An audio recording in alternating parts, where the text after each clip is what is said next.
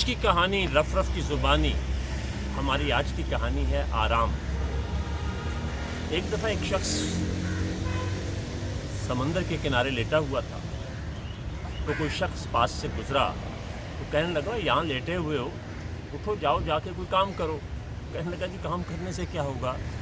اس نے کہا دیکھو کام کرو گے، محنت کرو گے، پیسہ کماؤ گے، پھر تمہارے پاس بہت سارے پیسے آ جائیں گے۔ کہتا جی پھر کیا ہوگا؟ کہتا پھر تم جو ہے اپنی ایک فیکٹری بنا لینا۔ کہتا جی پھر کام کرنا۔ کہتا جی پھر کیا ہوگا؟ کہتا تمہارے پاس گاڑیاں ہوں گی، پھر 2 فیکٹریاں ہوں گی، پھر تم بہت امیر آدمی ہو جاؤ گے۔ اس نے کہا پھر کیا ہوگا؟ تو کہنے لگا پھر تم مزے سے آرام کرنا۔ تو کہتا ہے اب میں کیا کر رہا ہوں؟ اتنی مصیبت کر کے بھی اگر میں نے یہی کرنا ہے تو میں اب بھی آرام ہی کرتا ہوں۔ یہ ہماری آج کی بڑی مختصر سی کہانی تھی، لیکن یہ ہمیں 2 پہلوؤں کی طرف بہت توجہ دلاتی ہے۔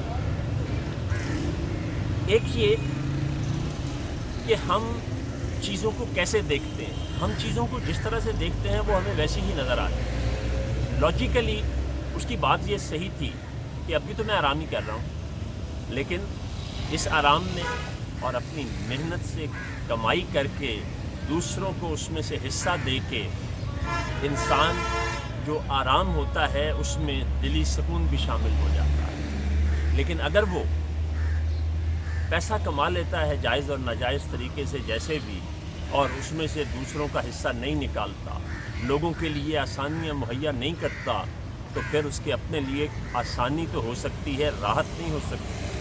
وہ آرام کے لیے اچھا بستر خرید سکتا ہے، نیند نہیں خرید سکتا۔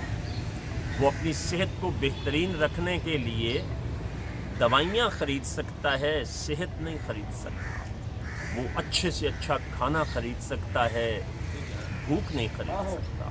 تو اس لیے انسان جو ہے اس کو چاہیے کہ وہ ایک تو محنت پر یقین رکھے اور اپنے حصے کا کام ضرور کرے، کیونکہ دیکھیے یہ آرام کوئی آرام نہیں ہے، یہ تو کاہل بھی کرتے ہیں۔ دوسری طرف ہم جب کسی کو کوئی نصیحت کرتے ہیں، کوئی ایڈوائس دیتے ہیں، تو پھر اس میں لاجک ذرا سوچ کے دینی چاہیے تاکہ اس پہ اس کا مثبت اثر ہو، نہ کہ وہ ہمیں لاجواب کرے۔ بہت